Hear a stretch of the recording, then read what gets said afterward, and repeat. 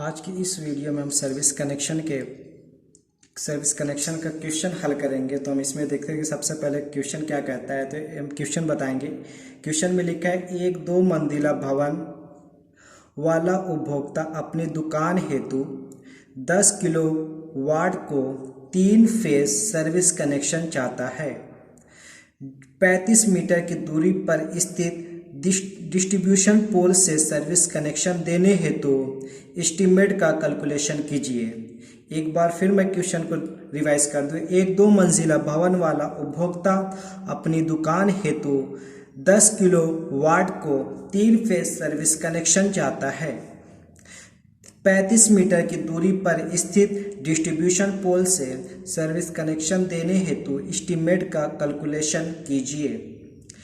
ये था आपके क्वेश्चन के बारे में कि क्वेश्चन क्या कहता है। अब इसको हम सॉल्व करेंगे।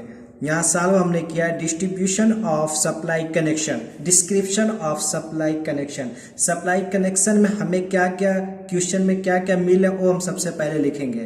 तो नंबर 1 देखते हैं, कंज्यूमर का भवन 2 मंजिला है। कंज्यूमर का भवन 2 मंजिला है। डिस्ट्रीब्यूशन पोल से कंज्यूमर के भवन की दूरी 35 मीटर है।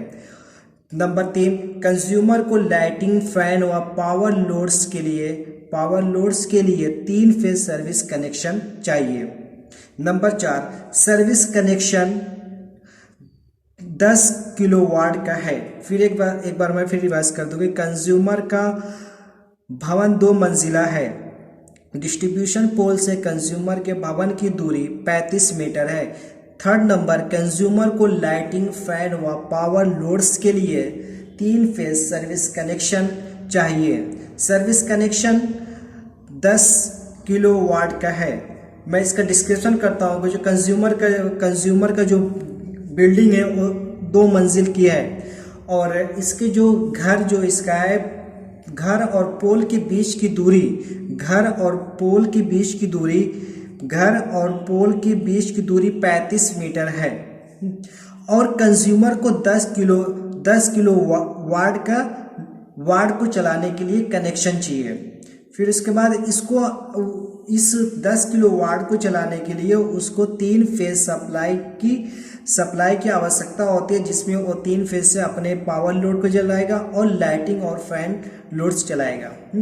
तो हम अब ये था हमारे डिस्क्रिप्शन की क्वेश्चन में क्या क्या चीज़ की, कंज्यूमर को क्या क्या चीज़ की आवश्यकता है उसके बारे में हमने बताया है। और फिर अब इसके बाद हम जो बनाएंगे उसका इस सिंगल लाइन डायग्राम। आप सिंगल लाइन डायग्राम देख सकते हैं। सिंगल लाइन डायग्राम 2 मंजिला है, 1 2 मंजिला है और इसके दूसरे फ्लोर के ऊपर फर्स्ट ऊपर के दूसरे फ्लोर के बीच में हमने एक ब्रैकेट चैनल लगाया है। फिर यहाँ से पोल ये हो गया, पोल से लेके ये केबल जो हो गई हमारी ACSR केबल लगी जो 35 मीटर की होगी। इसके बीच की दूरी 35 मीटर और यहाँ से मीटर बोर्ड की दूरी हमने माना है 12 मीटर होगी। फिर उसके बाद दीवार को क्रॉस करके हमारी केबल जाएगी एनर्जी मीटर में।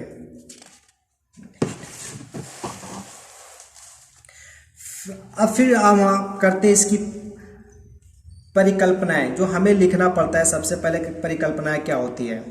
नंबर 1 लिखेंगे कि ओवरहेड लाइन के बाद service connection PVC aluminium conductor 4 core cable से दिया जाएगा। इसके कहने का मतलब ये कि जो यहाँ से यहाँ तक की जो हमारी केबल होगी 4 mm एल्युमिनियम कोर की 4 कोर की होगी, जो 12 मीटर की ली जाएगी। 12 मीटर प्लस इसमें 2 मीटर टर्मिनेशन के लिए इधर, 2 मीटर टर्मिनेशन के लिए इधर, तो हो जाएगी आपकी 12 16 मीटर।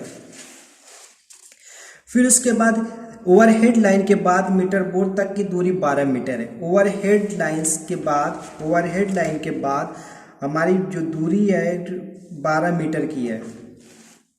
केबल 2 मीटर दोनों ओर टर्मिनेट करने हेतु रखी जाएगी। केबल को जो हमारी 12 मीटर की केबल है वो 4 मीटर एक्स्ट्रा लेंगे, जो 2 मीटर इधर से लेंगे, 2 मीटर इस पोर्शन से लेंगे एक्स्ट्रा कि टर्मिनेट करने के लिए। मीटर बोर्ड तक जाने में केबल 20 सेंटीमीटर मोटी दीवार को क्रॉस करेगी या गुजरेगी। देख सकते हैं आप यहाँ पे मीटर बोर्ड, यहाँ से केबल जो जाएगी दीवार को क्रॉस करके 20 सेंटीमीटर की दीवार है, इसको क्या करें क्रॉस करके एनर्जी मीटर में जाएगी। लाइन कंडक्टर SCSR टाइप का और न्यूट्रल वायर 6 SWGI तार का यूज किया जाएगा। इसमें जो लाइन कंडक्टर होगा, जो हमारी ये कंडक्टर होगा, यहाँ से यहाँ तक की जो ये कंडक्टर होंगी वो ACSR का होगा, ACSR का होगा लाइन, जिसमें हम 3 फेज देंगे। और न्यूट्रल के लिए हम 6 SWGI तार का यूज करेंगे। फिर उसके बाद नेक्स्ट नंबर है फैन, लाइटिंग और पावर सर्किट के लिए अलग अलग मीटर की अरेंजमेंट है। अर्थात फैन और लाइटिंग और पावर सर्किट के लिए हम जो एनर्जी मीटर का यूज़ करेंगे अलग अलग यूज़ करेंगे। मतलब कि पावर जिससे जो पावर चलेगा उसका अलग एनर्जी मीटर होगा, जो हमारे घर में लाइट और फैन का चलेगा वो उसका अलग एनर्जी मीटर होगा। पावर लोड का पावर फैक्टर 0.8 है तो ये हो गया। अब फिर इसके बाद हम निकालेंगे electric current of service connection. जो हमारी सर्विस कनेक्शन होगी, जो हमारी सर्विस कनेक्शन हम देंगे केबल का, उसमें से देखेंगे कि हमारी जो रनिंग करंट क्या होगी, फुल करंट क्या होगी, वो करंट का हम निकालेंगे। तो हमारी जो 3 फेज कस्टमर 3 फेज की सप्लाई मांग रहा है, तो हम 3 फेज की सप्लाई में जो हमारा वोल्टेज होगा 4 तो 15 वोल्ट हो जाए, और जो उसकी फ्रिक्वेंसी होती 50 हर्ट्ज हो गया, और ये 3 फेज का है। तो कस्टमर को क्या चाहिए, 3 फेज की। अब देख सकते हो ए बराबर 10 इंटू 1000, 10 ये किलो है, ये वाट हो गया, ये वाट ऊपर पावर हो गया, नीचे ये, तो 10 गुणे 1000 बटे √3 इंटू 415 इंटू 1.8। तो इसका कैलकुलेशन करने के बाद आया है 17.4 एम्पियर, जो इस कंडक्टर के ACR कंडक्टर से गुजरेगी। तो अर्थात हम क्या करेंगे, 17.4 एम्पियर धारा के लिए ACR कंडक्टर्स का मिनिमम साइज जो होगा, इसका जो मिनिमम साइज होगा वो होगा 6/1 इंटू 2.11 mm साइज का होगा। और फिर इसके बाद जो हमारी एल्युमिनियम की केबल होगी, जो यहाँ से यहाँ तक जो केबल जाएगी टर्मिनेट होगी, वो 4 mm स्क्वायर के एल्युमिनियम चालक की होगी, जो 4 कोर की होगी। अब इसका जो पार्ट 2 होगा वो नेक्स्ट वीडियो में आएगा, क्योंकि वीडियो ज़्यादा लंबी हो जा रही है। एक बार फिर मैं समरी बता दे रहा हूँ कि क्वेश्चन देख रहे कि एक दो मंजिला भवन वाला उपभोक्ता अपनी दुकान हेतु 10 किलोवाट को 3 फेज सर्विस कनेक्शन चाहता है। 35 मीटर की दूरी पर स्थित डिस्ट्रीब्यूशन पोल से सर्विस कनेक्शन देने हेतु एस्टीमेट का कैलकुलेशन कीजिए। तो हम सबसे पहले इसका क्या इसमें क्या हमारे क्वेश्चन में क्या हमें मिल रहा है उसके बारे में लिखेंगे, जो शर्तें हैं। तो शर्तें नंबर 1 है, कंज्यूमर का भवन 2 मंजिला है। फिर उसका डिस्ट्रीब्यूशन पोल से कंज्यूमर के भवन की दूरी 35 मीटर है। फिर थर्ड, कंज्यूमर को लाइटिंग, फैन व पावर लोड्स के लिए 3 फेज सर्विस कनेक्शन चाहिए। इसका फोर्थ है, सर्विस कनेक्शन 10 किलोवाट का है। और इसका सिंगल लाइन डायग्राम हम देख सकते हैं आप, सिंगल लाइन डायग्राम, इसका सिंगल लाइन डायग्राम ऐसा ही बनेगा, single line diagram of service connection. फिर इसके बाद इसकी हम जब क्वेश्चन को सॉल्व करते हैं तो सबसे पहले मैं परिकल्पना लेते हैं कि हमें क्या क्या शर्तें है, हमारी क्या क्या कितनी दूरी है उसके बारे में बता दें, कौन से केबल से लगेंगे, किस टाइप के केबल से लगेंगे, किसको कहाँ पे कैसे लगे, वो सब बताया जाएगा। तो ओवरहेड लाइन के बाद service connection PVC aluminium conductor 4 core cable से लिया जाएगा। जो हमारी ये हमारी ओवरहेड केबल हो गई, ओवरहेड केबल हो गई। अब इसके बाद जो एल्युमिनियम चालक होगी तो वो 4 mm स्क्वायर की 4 कोर केबल की होगी PVC की। ओवरहेड लाइन के बाद मीटर बोर्ड तक की दूरी 12 मीटर। हमने माना है कि जो ओवरहेड लाइन है ये हमारी ओवरहेड लाइन है और मीटर बोर्ड की जो दूरी है वो 12 मीटर है। फिर इसके बाद केबल 2 मीटर दोनों और टर्मिनेट करने हेतु रखी जाएगी। जब यहाँ पे हम क्या करें, इसमें एनर्जी मीटर में कनेक्शन करेंगे, यहाँ पे भी टर्मिनेट करेंगे, तो इसमें क्या करें, इसके टर्मिनेट करने के लिए हम दो मीटर बढ़ा के एक्स्ट्रा लेंगे टर्मिनेट करने के लिए।